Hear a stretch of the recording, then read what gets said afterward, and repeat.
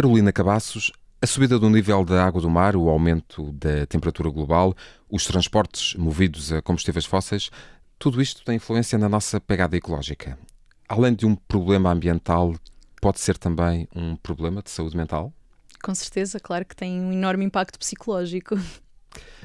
Este é o Sair do Labirinto, eu sou o Paulo Farinha e vou conversar com a psiquiatra Carolina Cabaços sobre ansiedade climática. Carolina Cabaços é psiquiatra no Centro Hospitalar Universitário de Coimbra e investigadora da Faculdade de Medicina da mesma universidade. Tem trabalhado sobre temas como o estigma, a personalidade ou reações à pandemia de Covid-19, mas mais recentemente também sobre aspectos psicológicos e saúde mental e como se relacionam com as alterações climáticas ou como são influenciados pelas alterações climáticas. Carolina Cabaços, bem-vinda. Andamos mais ansiosos por causa do buraco da camada de ozono ou por causa da extinção de espécies? Ou estamos mais ansiosos porque durante muitos anos não se fez o suficiente para combater isto? Ou ainda, e a pergunta é longa, eu sei, ou não estamos mais ansiosos no geral, mas há uma fatia considerável da população, sobretudo jovens, arrisco a perguntar, que está muito preocupada com isto e esses sim estão com uma grande dose de ansiedade climática? Sem dúvida que todos esses fenómenos que refere, tanto aqueles que já passaram como aqueles que ainda estão para vir, geram diferentes formas de perturbação psicológica. Não podemos dizer em toda a gente, mas numa grande fatia da população, afetando sobretudo as crianças, os jovens e também os idosos, as mulheres e as pessoas que vivem em áreas que são diretamente afetadas pela crise climática, seja por fenómenos ambientais, catástrofes, as próprias alterações climáticas, etc. Efetivamente a pergunta que me faz é muito interessante porque geralmente coloca-se os vários tipos de perturbação psicológica relacionada com as alterações climáticas no grande bolo a que chamamos eco-ansiedade ou ansiedade climática, mas na verdade as eco-emoções elas são diferentes umas das outras. A eco-ansiedade é mais focada no futuro, portanto é uma coisa mais expectante do que está para vir, de qual será o futuro do nosso planeta e da própria humanidade, mas fenómenos como a eco-raiva, o eco-luto, a eco-angústia e outras emoções associadas às alterações climáticas focam-se mais no passado, naquilo que não foi feito ou que poderíamos ter feito melhor. Então, há também ecodepressão? Ou podemos falar também, ou ecostress? Ecostress, ecoangústia, a depressão já é uma coisa maior do que uma emoção, portanto é uma coisa mais complexa. Há muitos aspectos que influenciam a nossa saúde mental e que naturalmente nos podem provocar ansiedade. Problemas de saúde, financeiros, falta de emprego, questões familiares, mas não falamos de ansiedade financeira, ou ansiedade laboral, ou ansiedade parental, como falamos de ansiedade climática. Porquê? Há alguma... É porque é um fenómeno novo? É porque afeta uma fatia maior da população? Há alguma razão para isto? Isso é uma boa questão. De facto, o fenómeno das alterações climáticas, da ecoansiedade e da ansiedade relacionada com todos estes temas não é tão recente como faz parecer. Na verdade, as primeiras descrições de ansiedade climática remontam a 2007 ou até antes disso, portanto já temos aqui 15, 16 anos de evolução deste conceito, embora, claro, só se reflita mais sobre estas questões agora nesta última década, ou se calhar até nos últimos 5 anos. Mas o fenómeno em si não é novo. E ele é um fenómeno macro, portanto é uma coisa que não afeta uma comunidade isolada, uma família isolada ou um grupo populacional isolado. Ele afeta o planeta como um todo e tem diferentes formas de afetar as pessoas. Pode afetar diretamente porque as pessoas podem ficar efetivamente sem água, sem recursos para se alimentar e para se sustentar a si e aos seus, ou então pode ser um nível de afetação, digamos, mais indireto, através da visualização de notícias, da leitura de conteúdos acerca desta temática que nos faz temer pelo nosso próprio futuro. E esse receio ou essa tentativa de mudança de comportamentos, essas reações e que podem levar à tentativa de mudança de comportamentos por parte de muita gente, porque esses comportamentos poderão ter influência, seja ao nível das escolhas na roupa que vestimos ou na comida que ingerimos ou até em coisas tão simples como a utilização de sacos de plástico ou não, portanto, e materiais reutilizáveis. Isso levado ao extremo pode levar a situações muito graves de angústia e de preocupação? Efetivamente, as ecoemoções, e aqui falando particularmente da ecoansiedade, elas têm um papel bastante adaptativo, mas tudo tem a sua dose ótima, não é? Portanto, se calhar todos nós deveríamos partilhar uma certa quantidade de ecoansiedade, deveria ser algo comum a todos. Quando já passa o nível ótimo que nos permite ser adaptativos, basear as nossas boas decisões, de boas práticas ambientais nessas mesmas emoções, quando passa esse limite, torna-se demais e pode efetivamente levar a casos graves de perturbação psicológica, nomeadamente problemas a nível do sono. A insónia é um problema muito comum nos jovens e ainda mais nos que sofrem de ecoansiedade, mas também outras complicações como depressão major, outras perturbações de ansiedade ou mesmo ideação suicida. Então, está-me a falar sobretudo ao nível das consequências que poderão advir de um estado de ansiedade geral, que, à falta de outras razões, que possa ser atribuído justamente a estas preocupações com o ambiente. A Associação Americana de Psicologia refere-se, numa pesquisa rápida que fiz, ao medo crónico da degradação ambiental. É assim que podemos definir a ecoansiedade, mas pergunto eu, não faz parte ainda do famoso DSM-5, o manual da Associação Americana de Psiquiatria, que classifica todas as doenças e todas as patologias na área da saúde mental. Não é ainda uma doença propriamente dito, certo? Não, não é uma doença e, em princípio, nunca virá a ser uma doença do próprio indivíduo. Na verdade, a ecoansiedade é um fenómeno que, à semelhança de vários outros fenómenos psicológicos, se distribui, ou as pessoas, ao longo dos vários níveis e tipos de ecoansiedade, podem distribuir-se ao longo de um espectro. Muitos de nós têm muita, muitos de nós têm alguma, alguns têm pouca, alguns têm nenhuma. O que é certo é que tanto eu como o Paulo, como todas as pessoas do mundo, estamos distribuídos algures nesse espectro e naturalmente que a maior parte das pessoas vai estar naquele ponto médio do espectro em que tem alguma ecoansiedade que lhes permite tomar algumas ações pró-ambientais, mas não demasiada ao ponto de provocar sofrimento psicológico significativo.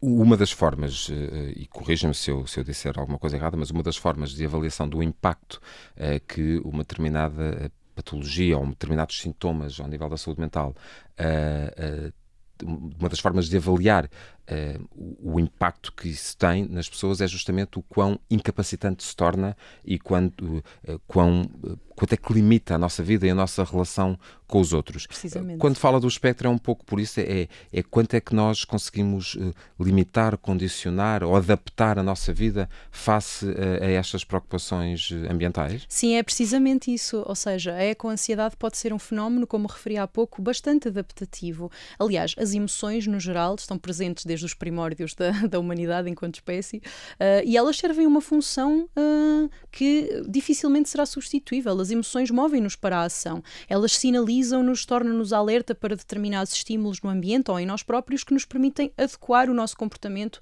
a essas mesmas emoções. Com a ecoansiedade passa-se o mesmo. A ecoansiedade permite a qualquer um de nós sinalizar-nos para um problema que é iminente, que está a acontecer e que tem grande potencial para destruir o planeta que conhecemos. E, portanto, essa emoção, se gerida adequadamente e se, obviamente, vivenciada em quantidade, digamos assim, também proporcional à situação, pode permitir-nos fazer advocacia, ir procurar informação, ir para a rua protestar, fazer reciclagem, utilizar transportes públicos em vez de utilizar transporte próprio e tantas outras ações. Mas essa questão que acaba de referir, ou um dos pontos dessa questão que acaba de referir, como o ir para a rua protestar, é um ponto que tem sido particularmente alvo de atenção por parte da comunicação social e face a algumas manifestações que temos visto. A quantidade de pessoas que nós vemos em algum tipo de manifestações e ações como corte de estradas ou a tirar tinta para aviões ou para fachadas de edifícios, que no fundo tem um impacto bastante grande na comunidade em geral e, portanto, no dia-a-dia das pessoas. Poderemos dizer que todas as pessoas que fazem isso sofrem de ecoansiedade ou é uma generalização perigosa? Talvez não possamos generalizar. Diria que provavelmente a ecoansiedade que elas sentem é uma das razões para elas fazerem isso. Mas claro que existem muitos outros fatores, uns mais coletivos, outros mais individuais, que vão determinar a nossa predisposição para levar a cabo ações de mitigação do impacto ambiental. E a que sinais de alerta devemos nós próprios estar atentos para detectarmos alguma situação de ecoansiedade em nós próprios ou nos nossos familiares, alguém que esteja a ouvir e que pense, o meu filho claramente deixou de usar determinadas roupas, deixou de querer consumir determinadas comidas, vai de férias, mas prefere ir de transportes públicos ou de comboio em vez de ir de avião, e são comportamentos naturalmente saudáveis, mas em que ponto é que se pode tornar um caso de eco-ansiedade que pode trazer, como a Carolina dizia há pouco, outros problemas e podem daí advir outras consequências, como insónia, alterações de comportamento e por aí fora?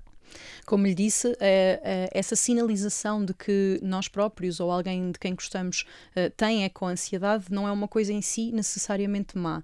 Essa ansiedade pode ser canalizada para ações que são muito positivas, tanto para o próprio indivíduo sentir que tem algum controle sobre a situação, ou seja, eu modifico determinados comportamentos, eu também estou a fazer a minha parte. Isto traz bem-estar a alguém que sofre de ansiedade em geral e em particular de eco-ansiedade.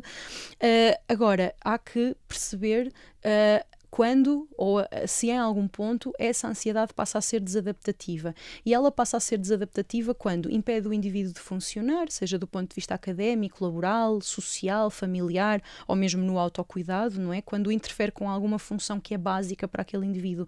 Talvez estejamos já perante um caso patológico, quando em vez de ser uma ansiedade propulsora, que dá vontade e energia e motivação para a ação, passa a ser já uma ansiedade inibitória, ou seja, quase paralisante, e esse fenómeno também está descrito, a ecoparalisia, não é? Portanto, nós sentimos que o fenómeno é tão grande, é tão macro, tem uma dimensão tal que a nossa ação isolada não vai ter qualquer papel na modificação desse mesmo fenómeno, e isso pode deixar a pessoa num estado de angústia tal que até pode tornar-se apática.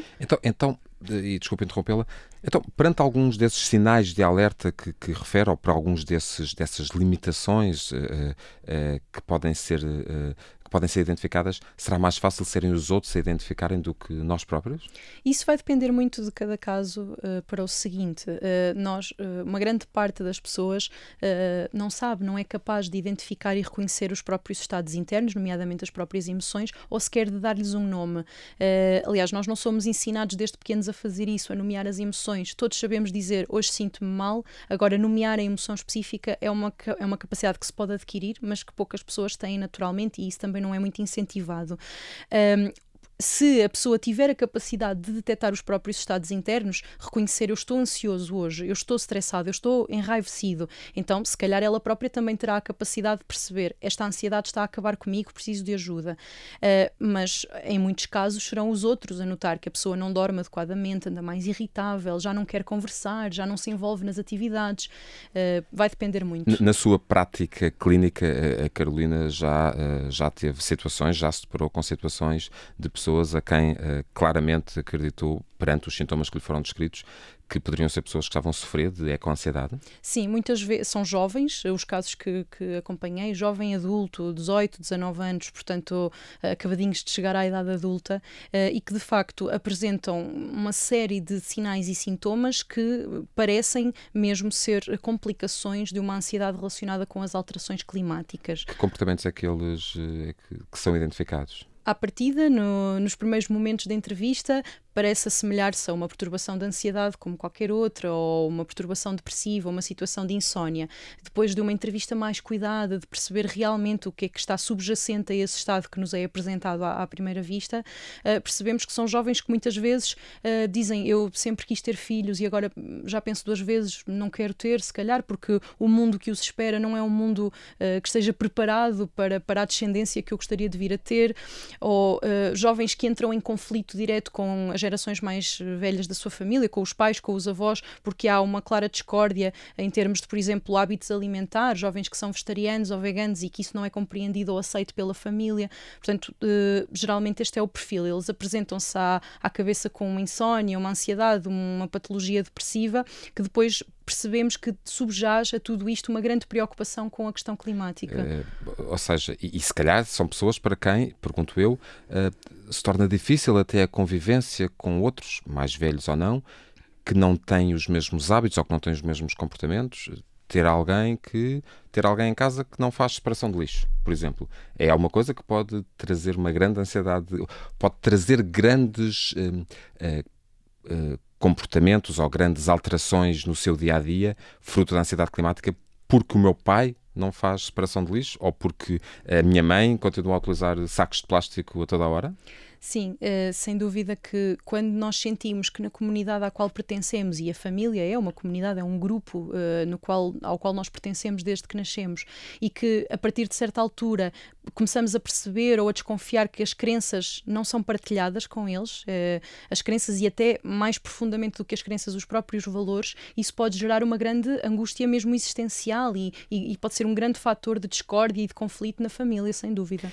E como é que se trata esta ansiedade climática, esta eco-ansiedade? Como é que a nossa série de entrevistas, Sair do Labirinto, foca-se muito em particular sobre há um problema, está identificado, agora como é que se sai dele? Como é que se sai desta ansiedade climática? Lá está, o objetivo não será propriamente o de sair da ansiedade climática. Todos devíamos ter alguma. Agora, os poucos que têm em excesso, e não são a maioria, felizmente, mas que têm já de uma forma... Há números? Desculpe interrompê-la. A literatura sobre este tema ainda é escassa e aquilo que se tem percebido é que, por exemplo, 70% dos americanos num estudo recente revelaram estar algo preocupados com a crise climática. Destes, cerca de 50% revelavam estar muito preocupados, mas apenas uma faixa muito pequena, diria menos de 15%, é que de facto tinham essa preocupação numa magnitude tal que não lhes permitia funcionar no dia-a-dia. E portanto, logo ter um nível tal de ansiedade ou de preocupações ou de comportamentos que os deveria levar a procurar ajuda e procurar apoio para o tratamento. Sim, a procura de apoio deve ser levada a cabo quando, de facto, a ansiedade já está a levar a complicações que interferem com o nosso bem-estar e com a nossa saúde e com a nossa sobrevivência, nomeadamente alterações do sono, patologia depressiva, ou uma ansiedade que é tão paralisante que já não nos permite fazer as coisas que gostaríamos de fazer,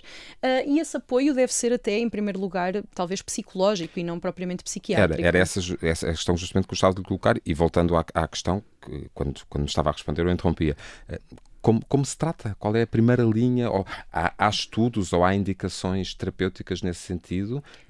Como é que se deve, perante a identificação de determinados sintomas que poderão indicar ansiedade climática ou ecoansiedade? Quais são as linhas de orientação para tratamento? Não sendo uma patologia descrita e classificada nos sistemas de classificação, o objetivo de nós termos algo diagnosticado ou classificado qual é? É termos uma terapêutica específica para essa situação. Portanto, não constitui um diagnóstico formal, um diagnóstico de saúde mental e, portanto, também não tem uma terapêutica, obviamente, indicada especificamente para esse problema. É um bocadinho à semelhança daquilo que acontece com a síndrome de burnout. A síndrome de burnout também não está classificada junto da patologia mental. É um síndrome ocupacional que depois, dependendo daquilo que cada indivíduo sente, poderá ou não carecer de determinado tipo de tratamento.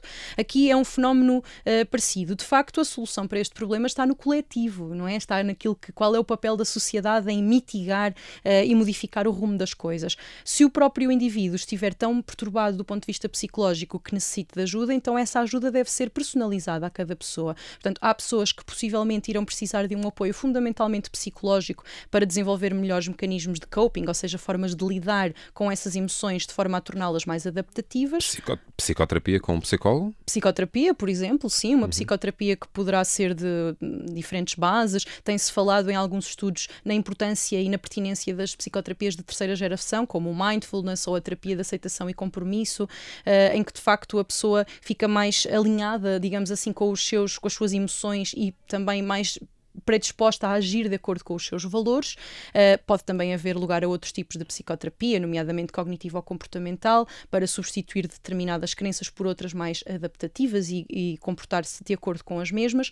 E depois, em algumas situações, poderá haver lugar a um tratamento mais específico para determinada complicação. Por exemplo, dar uma ajuda com a insónia, se houver insónia, ou até eventualmente com alguma patologia depressiva, com outras formas de ansiedade. E aí já falamos de uma abordagem de recorrer à medicação, se for necessário? Não é obrigatório que assim seja, mas em alguns casos, sem dúvida, que poderá ser pertinente, tal como seria pertinente numa outra situação. Não propriamente esta pessoa tem ansiedade climática, logo precisa de X consultas de psicologia, X sessões de psicologia ou psicoterapia e este ou aquela medicação, mas perante o quão incapacitante é, ou está a ser, Ou pode ser, ou sim. pode vir a ser, é recomendado este ou aquele tratamento. Na verdade, as recomendações que, sim, a literatura tem emanado para lidar com a ansiedade climática são recomendações que todos nós podemos incentivar os nossos filhos, os nossos familiares ou mesmo em nós próprios fazer antes de chegar a uma consulta de psiquiatria ou de psicologia, nomeadamente aquelas que estão mais reiteradas na literatura e nas recomendações internacionais são reunir informação adequada e não consumir excesso de notícias das redes sociais, as chamadas fake news, portanto, selecionar as fontes de informação para estar informado sobre o fenómeno, levar a cabo algumas ações que possam fazer sentido na nossa vida para mitigar esse problema, dando ao indivíduo a sensação de controlo que auxilia muito na gestão da ansiedade, e aqui eu falo em reciclar, em ter uma alimentação com menos consumo de carne ou peixe, utilização de transportes públicos, a preferência por outros transportes que não o avião ou por outros transportes que não utilizem combustíveis fósseis. Portanto, todas estas ações que nós possamos levar a cabo para ter alguma sensação de controlo e de que estamos a contribuir para a solução são também bastante recomendadas para, no fundo, constituírem formas adaptativas de lidar com a ansiedade climática. E é também por aí que passa algum tratamento ou algum acompanhamento profissional com pessoas que têm este tipo de queixas, que é justamente ajudá-las a encontrar esses mecanismos, como a Carolina identificou agora, lá está, de aceitação ou de noção de controle. Portanto, pode ser essas soluções ou essas sugestões que deu podem vir justamente de alguém que ajude a pessoa a encontrar esses caminhos. Sim, ajuda a pessoa e até, por vezes, mais que uma terapia individual, uma terapia mais sistémica, ou seja, envolvendo a família, para que também o sistema ou a comunidade onde aquela pessoa está inserida possa também ajudar o indivíduo, porque sabe-se também que uma outra recomendação para lidar melhor com esta ansiedade climática é ter uma rede de apoio com quem se possa, nem que seja falar sobre o assunto. A Carolina faz parte de uma equipa do Instituto de Psicologia Médica da Faculdade de Medicina da Universidade de Coimbra que investigou estas questões. O projeto Alterações Climáticas, Aspectos Psicológicos e Saúde Mental, um estudo coordenado pela psicóloga Ana Telma Pereira e pelo psiquiatra António Macedo. Estou a ler para ter a certeza que estou a dar os devidos créditos. Neste estudo, entrevistaram cerca de 600 pessoas. A que conclusões chegaram? Estes resultados ainda são resultados preliminares, portanto a recolha ainda continua. Temos já 600 participantes, como referi, que são pessoas da população geral, ou seja, com idade acima de 18 anos, maioritariamente mulheres, pronto, temos uma percentagem um bocadinho superior de mulheres face a homens, e de facto aquilo que nós pretendemos estudar com esta nossa investigação, com este nosso projeto, foi, por um lado, perceber em termos numéricos na população portuguesa de uma forma inovadora, portanto ainda não foi feito até à data, caracterizar os níveis de ansiedade climática na população geral portuguesa, portanto este era um dos objetivos. Poderá ser este o primeiro passo para caracterizar o nível de ansiedade climática em Portugal, esse estudo conduzido em Coimbra? Sim, penso que eu não tenho conhecimento de outros que estejam a ser feitos de forma semelhante, poderá obviamente haver, mas um dos nossos objetivos é precisamente este, portanto ajudar a caracterizar a problemática na população geral portuguesa. E depois temos outros objetivos adicionais, nomeadamente perceber quais são os correlatos e os preditores dessa ansiedade climática. O que quer dizer com isso? Correlatos e preditores? Nós, para além de avaliarmos os níveis de ansiedade climática, avaliamos também outros fatores, nomeadamente fatores relacionados com a personalidade, perfeccionismo, crenças sobre alterações climáticas, o próprio contexto da pessoa, alguns fatores sociodemográficos. Utilizamos também um questionário para avaliar os níveis de altruísmo e empatia, portanto, alguns fatores do próprio indivíduo, e depois perceber de que forma é que estes fatores, em conjunto ou isoladamente, podem influenciar os níveis de ansiedade climática. Então, ainda que os dados ainda estejam a ser tratados, para já, daquilo que viram, qual é o nível de ansiedade climática dessa amostra a que tiveram acesso? São cerca de 600 pessoas, muito ansiosos, muito eco-ansiosos, pouco eco-ansiosos, como é que isso está? percebemos que, pelo menos com o questionário que nós utilizamos, de facto, os valores são semelhantes àqueles que foram encontrados já nos estudos de outros países, e claro que existem algumas pessoas que têm um nível de ansiedade climática que é significativamente mais baixo que a maioria, portanto, normalmente é 2 desvios padrão abaixo do valor médio, e depois há também uma franja dos participantes que têm elevada ansiedade climática. Que ronda em percentagem? Não lhe sei dizer, não lhe sei dizer a percentagem. Okay. Carolina Cabaços, muito obrigado pela sua disponibilidade para tentar explicar um pouco e para os nossos ouvintes o que é de que falamos quando falamos de ecoansiedade e ansiedade climática e o que é que isso pode significar. Eu sou o Paulo Farinha, este foi o Sair do Labirinto, hoje sobre ansiedade climática. Até à próxima.